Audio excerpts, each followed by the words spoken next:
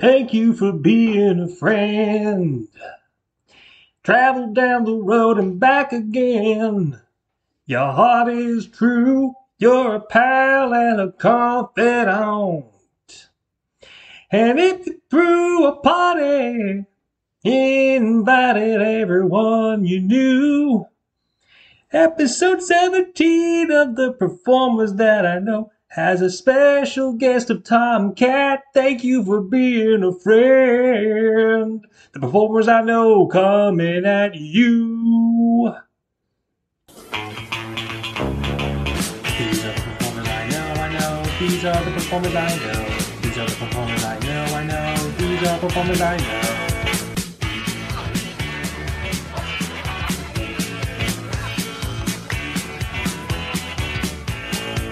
These are the performers I know. These are the performers I know. These are the performers I know. These are performers I know.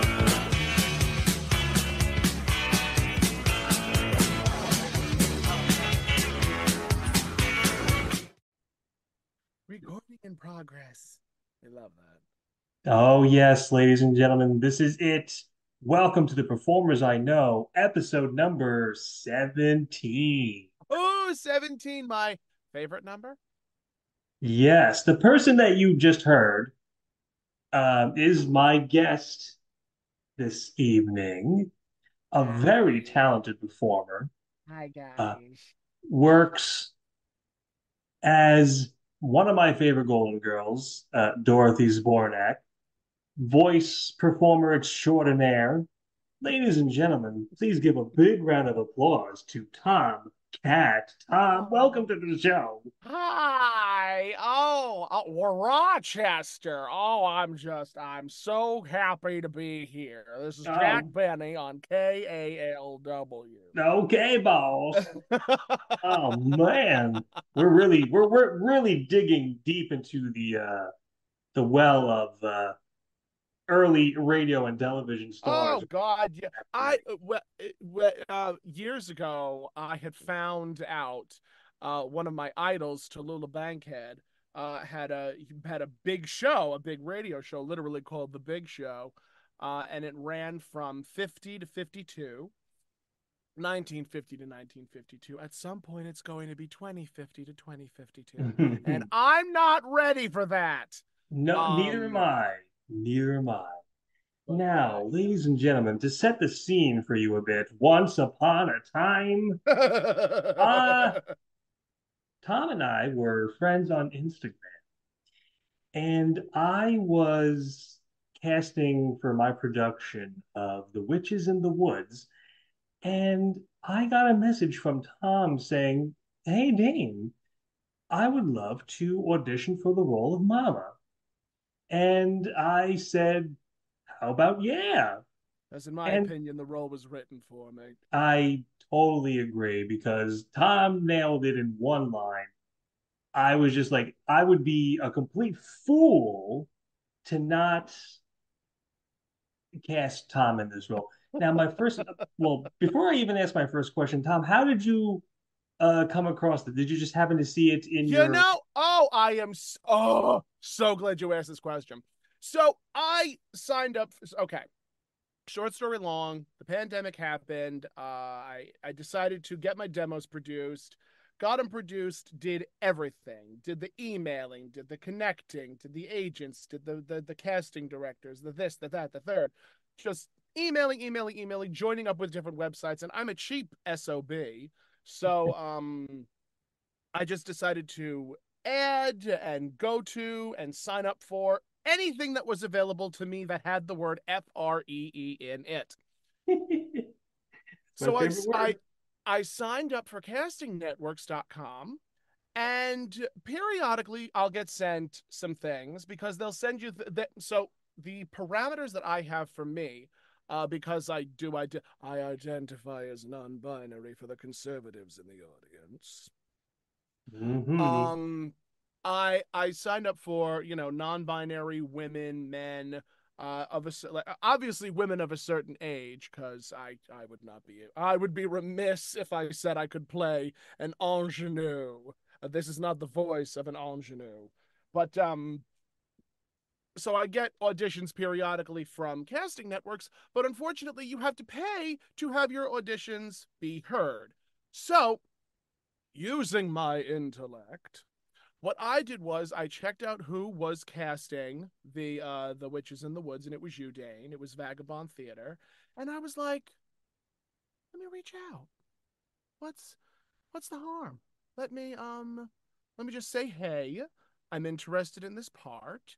Would you mind scheduling something with me? And you messaged back in kind, and you were just like, absolutely, I'd be more than happy to hear your take. I'd be more than happy to schedule something. And we did, and the rest, as they say, is history. Well, I gotta say, because I had seen your voiceovers playing Dorothy Zbornak, which we'll get to in a moment, and I was just like, I Dorothy Zbornak as Mama, that's going to be excellent. But to rewind back just a little bit for you, Tom, what got you bitten by the acting bug? What? Oh God, that it was the best of times. It was the worst of times. Oh, yes. No, so years ago I went to public school. I went to Brooklyn PS when I was born in Brooklyn. Went to PS 186, and when you're in kindergarten, when you're in elementary school, like grades K through 6, um there's no musicals, there's no plays. You're just literally put in front of an audience and you're told to sing. So we did, I think, from K to 5, because we left before I had an opportunity to graduate from PS 186. We whatchamacallit, we did like these big sort of quote unquote productions where we would be put in front of an audience and we would sing The Greatest Love of All by Whitney Houston. We would sing The 50 States That Rhyme. I'm trying to think of like what other, I know that there was, I know that distinctly that is literally at the back of my mind at all times. We did this Christmas pageant thing, where it was just a bunch of Christmas songs. And I was in this really adorable onesie that was gray and red striped. And I just have a vivid memory of me being in that with this little, I don't know if it was a teddy bear, or if it was a piglet, or if it was a tigger, just some type of stuffed animal on my person. Because that was what the teachers wanted. They wanted, oh, look at it's so cute. Oh, they're so darling. That's pretty much what they You wanted. know, it's funny that you mentioned elementary school plays because I went to PS 36 in good old Staten Island. Oh, I'm And so every year, the fifth graders did a show, did a play, same play every year. I don't remember the name of it offhand. All I just remember is it was about a dragon that was terrorizing a kingdom, and they were sending all these different people to try and stop the dragon. And the dragon just basically was like, I just want to be left alone. Stop bothering me. Ha ha ha ha. And I remember saying, like, I definitely want to audition for this when I get into the fifth grade. Too bad I left public school in the fourth grade to go to Catholic school. So there went that Oh no, right I'm out the so window. sorry. Oh, I am so sorry. my dream of being the dragon and stomping on people's feet was just crushed in an instant. But I'm it's so okay. I sorry. recovered. So, Clearly. so we did the Witches in the Woods, Yes, and we did. It was a oh what a my what a sweet, fabulous production that was. I don't know where the views exploded within the first couple of hours. Yeah, well, uh, the way I see it, and this is one of the things that sort of drew me to the production. If you have anything with the word witch in it, it's going to get some type of viewage or viewership, as it were. And I it was one of the reasons why I was like so attracted to the role, because I have been dressing up as and cosplaying as and impersonating as witches since birth. Um Because again, On their first birthday, Tom dressed as the oh gosh, Betty Davison. What is the name of them? Is it called just The Witches? I feel like oh, you're talking about Bette Midler. You're talking about Hocus Pocus. well, not even so much Bette Midler, but there was a movie that Betty Davis did like the late '80s, and she's literally in like 10 minutes of the movie, but she has first billing, and Oh, to you're talking about. disguise Oh, it was that was Escape to Witch Mountain. oh okay That because that was Escape to Witch to Mountain. That had address Betty her Davis in it. absence, it's like oh she turned into a cat. Okay, whatever. No, Uh, so the only reason why Betty Davis agreed to do Escape to Witch Mountain 2, I think it was or Return to Witch Mountain. So it was the sequel to Escape to Witch Mountain. The only reason she did it was because her grandson was very into the series, and she wanted to do it because her grandson wanted her to. mhm. So a lot of the praise that I got for The Witches in the Woods came in the form of the person who played Mama, Tom, incredible. And and there was one of the people that listens regularly, sweet little old lady. She goes, it really sounded like B. Arthur as the witch. And I was like, well, that's exactly what we were going for. So I'm glad that Yeah, we accomplished this. yeah. It's a talent that I always have possessed. Um, uh, Go hug a landmine stand. I okay. So just so that everybody is painfully well aware, if they're not already aware, yes, I am a B. Arthur impersonator. I did not discover that I had this talent until my one of my very good friends, Jenna. We were working on an evil queen costume for me, and we're talking. It's 11:30 in the morning, and we're drinking and we're just going back and forth, and she has me in this giant purple velour monster that I initially sewed. I hand sewed it, and then she machine sewed it. um and we're going back and forth, and she goes, Tom, I don't know if you realize this, but my mother likes watching Maud, and I don't know if you know this, but you are Maud. And I'm like, I don't get that. I don't see it. And then I don't Tom see just it. looked at her and went, "God'll get you for that And then I watched Maud, and I was like, oh, that's my face. Oh, I've made those faces. Oh, why does this woman have my face? And why does this woman have my voice? So, the first time that I ever dressed up as B. Arthur was at New York Comic Con 2015, because there was this big Deadpool costume Oh contest. yes, this was you dressed up as Deadpool B. Arthur, right? I was B-Pool. I cleverly coined the name B-Pool. And it's literally B. Arthur in a Deadpool suit. And people lost their collect. I still have the award upstairs.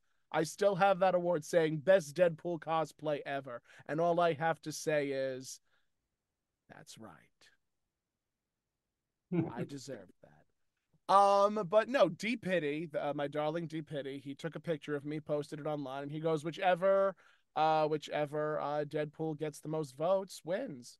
And the tally was in, and that was it. It was D Pity and Jessica Negri, who two very very very popular cosplayers. Still to this day, they're still very popular. Um, Awarded me the whatchamacallit, awarded me the little tiny award. It's basically Deadpool holding a chimichanga, and it's autographed by D Pity. I'm honestly tempted to get that autographed by Ryan Reynolds at some point, because that would be. I gotta tell you, I really feel like he would get a kick out of that, and He I bet liked you. it. So when I posted the pictures, I think it was about 3 years ago. He found the picture and he liked it, and it was one of those moments where I was just like, I'm going to marry that man. But Blake Lively beat me to it. And then he appeared in Green Lantern, and suddenly you went, on second thought, never. I don't No, think I'm gonna marry that. I whatchamacallit, if I wanted to, I could potentially get I could get Ryan Reynolds on the phone tomorrow. If I really, really, really wanted to, I could probably get him on the phone tomorrow and just have a chat with him. I don't know how long the chat would be, because if there's one thing that I've noticed about screen actors and actors that are like big A-list actors, a lot of them lead very simple private lives, and I like to keep it that way for them. A lot of the I'm actually so glad you said that because it brings up a point that I brought up to people several times. I've met quite a few celebrities, and the one thing that I never like to do is just be like, oh my God, it's insert celebrity Yeah, here. being starstruck is one thing, but then there's being an out and out psychopath. Yeah. I mean, it's fine to be starstruck, but don't come up to somebody and start hugging them like I want you to be my dad. Like, they don't like. They just treat them like I wouldn't go that normal far. I people. don't like anybody. Nobody deserves to be my daddy except myself. It's true. So, now, Tom, you parlayed all this the dressing as B. Arthur. How did the idea of the doing the Golden Girls show that you do with Tony Holmberg? Yes. Yes, Tony Holmperm's my drag mother. Yeah. So it was it was 2020, and I did probably one of my best renditions of "The Man in the Moon is a Lady" from the musical Mame, from Jerry Herman's Mame, and I competed. And there was a clip, there was a video that my darling friend Phil took of me. Thank God he took a video of it, because I wouldn't have been smart enough to have somebody record it for me. I didn't know any better. So my darling Philip Odongo, got a video of me as Sailor Dorothy, which is B. Arthur in a Sailor Moon outfit. Not like oh God, there's a specific name for it, but not in that Sailor Scout uniform. But the fan art was created by Abraham Perez, or Uki the Frog, on social media. And I found this image. So many people had tagged me in it, and I'm like, I'm going to cosplay as this. I made it. I did the heart, the band, the whatchamacallit, the tiara, the outfit, the suit, the just everything. I did everything, and I loved, loved, loved dressing up as Sailor Dorothy. Tony, my darling Tony, who'd been doing drag at that point for about 2, 3 years, um wanted me to come on his show, because it's the Long Island drag community. It's as small as it is large, and I was on Tony's show, and we were talking, and then afterwards we found out that we live literally 5 seconds from each other. Hmm. And it was after Talking Tony was the name of the program that Tony had on Facebook and YouTube and all that fun stuff. And now he's this big name on TikTok, bless his heart. So we found out how close we were to each other, and then we met a couple of times, and we did a couple of match game situations through the Long Island Gay Men's Chorus, because the Long Island Gay Men's Chorus was looking to fundraise for funds so that they can continue doing what they're doing. um and because Tony was a board member at the time. But then we did a Golden Girls match game, and me and Tony had a moment where we both took each other aside and we're like, we have something here. So that brings us to about what, 2021. So 2021, I do my first quote unquote drag show. Now, mind you, I have been doing cosplay drag since 2008. And if anybody ever says, oh, well, you're not doing real drag, I have one very important thing to say to you. F you. That is what I have to say. Any person that can get all done up in a costume, put on makeup, do their hair, they're doing drag. They might not be Exactly. doing good drag, but they're doing drag. Um, I agree so 100%. all of that to say, I did my first quote unquote drag show in 2021. And it was that following I think it was the following year, 2022, when me and Tony finally brought the Dorothy and Sophia show to a live audience. And it was so well received that we were like, we have to continue doing Now, this. I hate to interrupt, but had he He had done never done he had never done cosplay. He had never done a celebrity impersonation. He kind of sort of did Tracy Turnblad for the invasion in Fire Islands in on July 4th in Fire Island. He did the oh, invasion and he dressed up as Tracy Turnblad in the beetle costume, the roach costume, oh yes, yes. and from Hairspray. To those Mhm. that don't know. Um, and that was like his only foray into the cosplay world. But he had never done anything. He had never done anything like that until I approached until we approached each other about it. No, that's actually I love to hear about performers who have never done like specific kind of impersonations or drag personas, and then even from the first time they do it, they just knock it out of the ballpark. Yes, You know, like absolutely. And um, I mean for me, the Tom Catt character was already built into the Tom Catt drag persona. Because I was hanging out with my girlfriend Bella, who's another drag queen on Long Island, and we were talking, and she goes, it's so rare to see someone that is the same in drag that they are out of drag, and it's very refreshing to see that. And I'm like, well, yeah. I mean, there's a, what's the word I want to use here? Ah, there we go. I'm going to be a see you next Tuesday in drag. I'm going to be a see you next Tuesday out of drag, and it's as simple as that. now you recently you were able to get to the Golden Girls pop-up experience. I The Golden believe you Girls actually did it Kitchen, in Miami. yes. We Hmm? did it in Miami. So I had met my darling Nicole Hallowell in at the Hocus Pocus 2 premiere 2 years ago. And we started conversing with each other and we started talking. And Nicole had a light bulb moment where she goes, "That's B. Arthur. She may be dressed as Winifred Sanderson, but that's B. Arthur," referring to me, of course. And it sort of planted a seed where Joel was like, "I want to do something Golden Girls related." So the Golden Girls Kitchen came to Miami, and it was very last minute. Very, very, very last minute.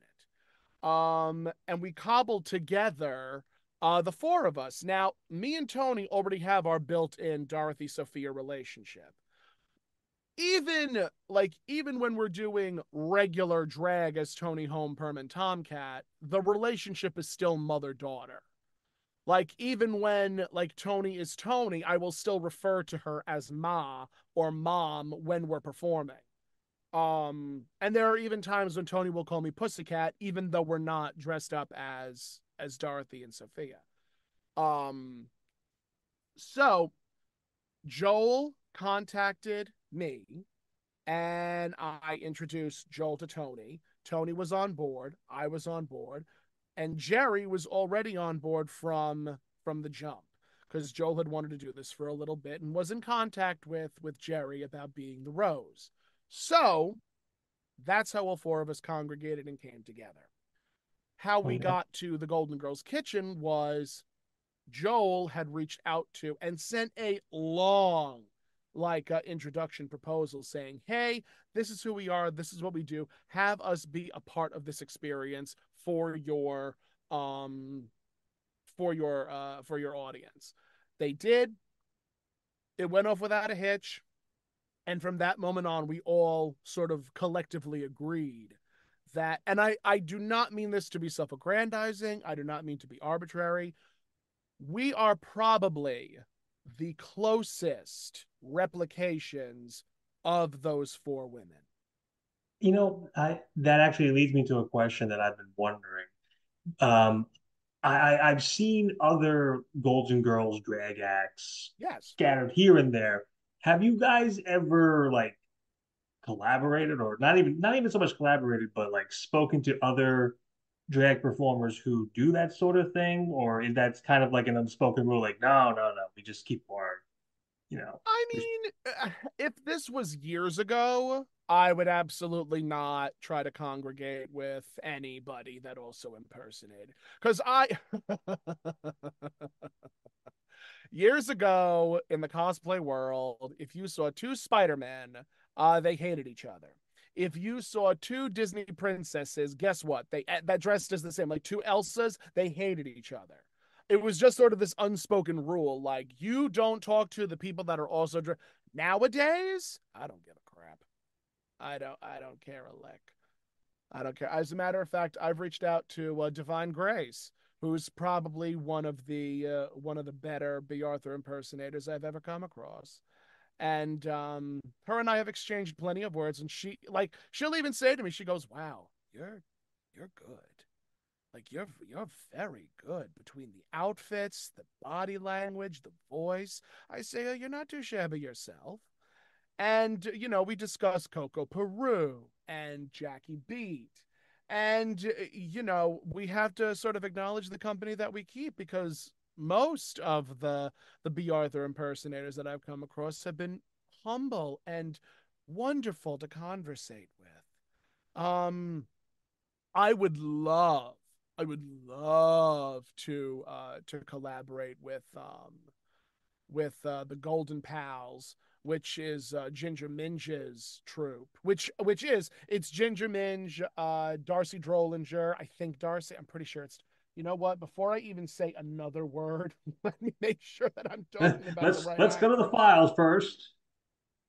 Because if I get it wrong, I am gonna be none too pleased with While Tom is looking that up, let me bring up the next point that I wanted to make.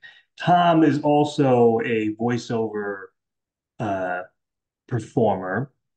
And one question that I definitely wanted to ask was, Tom, what got you into doing voiceover work as well? Oh, Jesus Christ. I have been I have been an actor since I was, knee high to a grasshopper. And you know, I'd always been fascinated with Disney villains. I Ursula is my favorite Disney villain. Snow White and the Seven Dwarfs is my favorite Disney movie. I have, I thoroughly enjoy hearing these women that are in control of their own destinies, and I wanted to exemplify them and pay homage to them with my own acting prowess. I've come to the conclusion most of my acting training came from watching black and white movies with my grandmother and watching Disney movies because these Disney villains all had inspirations from black and white movie sirens. Cruella de Vil was based off of Tallulah Bankhead. Ursula was based off of Divine and Mae West and Gloria Swanson. The Evil Queen was based off of Joan Crawford.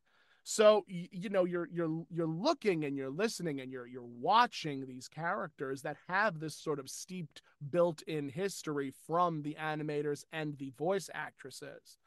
And I never really had the opportunity to do it because I'm Italian mama's boy, always trying to make the parents proud. I didn't do anything because I always felt I wasn't talented enough to do it. Well, if you want my opinion, you're a extremely talented individual, and that is Okay. why when you auditioned for me as Mama in The Witches in the Woods, it took one line. I'm like, nope, that they're in, they're in. That is all that I have to say about that.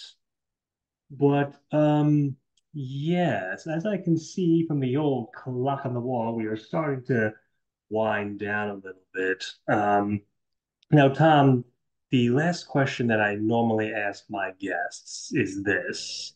If somebody were to come up to you and say, "Hey, Tom, I'm looking to break into acting, singing, voice acting, dancing, drag personas, whatever," Oh goodness. what piece of advice would you give these aspiring, up and coming performers? Don't do it. Okay, that's fair. That's a fair answer. It's the brutal honesty that I like. It's listen, there are okay. Here's what I'm going to be. Here's what I'm like this is the gospel truth. There are so many people out there that want to get into this industry that should not be in this industry. There are people in the collective. Now, I am in full support. If you have the time, the money, and the energy and the patience to do this, do it. If you have the tenacity, if you have the drive, if you have the talent to do what it is and what it means, what it takes to be an actor, do it. Because if I tell you it is a daily grind, it is a daily grind, especially for burgeoning actors, voice actors, drag personalities. You ask any drag queen, oh, I want to get into drag. 90% of them will say, please don't do it. Because it's a lot of work. It's talking to the right people. It's you know talking to the right people, knowing the right people, getting in the right circles. It's getting your demos produced from a reputable demo producing company. And sometimes it's more how do I say that? I don't want to be again, I don't want to be mean spirited, but even if you have the talent, you can go to a demo producer that's not that great and still get quality product because you are so talented. So if people have if people are saying to you, you're talented, you need to do it, you need to be in this industry, then you already have the answer that you want. But if you're going into this for fame and fortune, don't do it. Please don't do it. Do it because you love it. Do it because you have a passion for the arts. Do it because when you go to sleep at night, when you wake up in the morning, you think about acting, you think about performing. If that's not you, don't do it. Don't don't kill yourself. Because if I tell you I have died many a deaths trying to get to where I am today, and I'm still here to talk about it. Some people can do that. Others, it's just, oh, I didn't get this part and I'm going to cry about it. Stop it. Get used to being rejected and get used to being rejected often.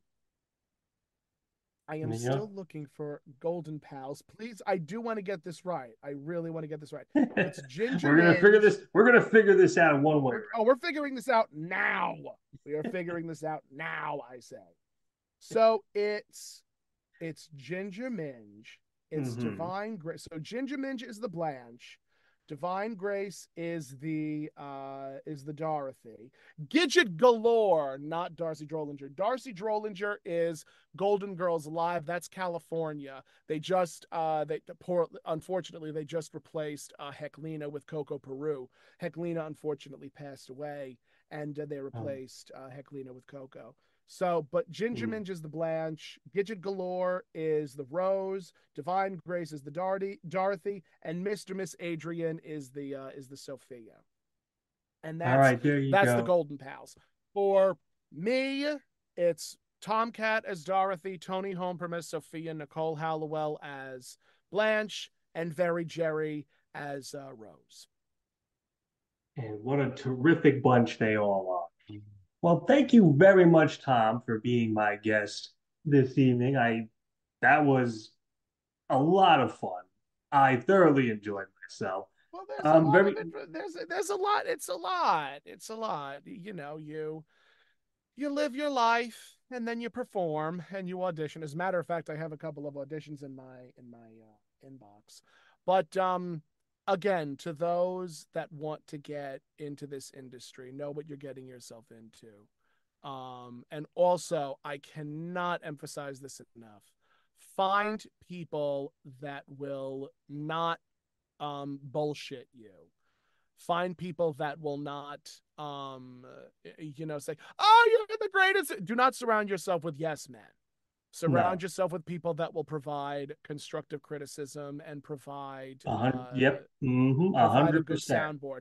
Because if you're going to only surround yourself with yes men, you're going to be a certain orange colored politician. Oh man, is that true? No, I truly believe that that is a excellent piece of advice. Um, I learned a long time ago that it's better to have people who are honest with you than people who are going to kiss your ass and just say, "Oh, you're the best. You're great. Yeah, There's nothing wrong with how you." absolutely. Absolutely. When I started cosplaying, it was the same thing. I didn't want people to just say, oh my God, you're so beautiful. I love you. I want to be you. I wanna No, be- no, stop it. I want people that are going to be like, if you need help, I'm here. When I was building my Winifred Sanderson costume, I must have messaged 3 or 4 people saying, help me, please. I don't know what the hell I'm doing. They helped me, and I ended up looking fabulous. And it's just, it's meeting the right people, getting in the know with certain people. Just be good to yourself, I think is Mhm. what I'm overall trying to get at here. Be good to yourself and surround yourself with people who are also going to be good to you, but that are Mhm. not going to pull punches. No. With that wonderful piece of advice, as our closing intro takes us out, I want to thank my guest, Tom Catt. Hi, And, here. It was so wonderful to be here. and I will see you all on the next episode. Goodbye, everyone.